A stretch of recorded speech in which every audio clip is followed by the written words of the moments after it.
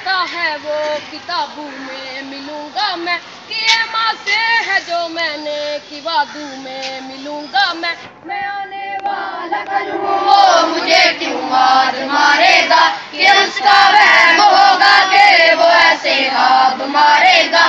तुम्हारा हूँ रहूँना इसलिए अच्छा लड़ा हूँ मैं, बताया हूँ दुश्मन को मैं उससे तो बड़ा हूँ मैं ऐसी कौम से हूँ जिसके वो बच्चों से लड़ता है, बड़ा दुश्मन बना फिरता है जो बच्चों से लड़ता है, बड़ा दुश्मन बना फिरता है जो बच्चों से लड़ता है। मुझे जब आते हुए मुझको गले तुमने लगाया था, अमान अल्लाह कहा मुझको मेरा बेटा बुलाया था, खुदा के उन नकीरा में कहाँ से आ गया था वो, जहाँ चुम चूमती थी माँ वहाँ तक आ गया था वो।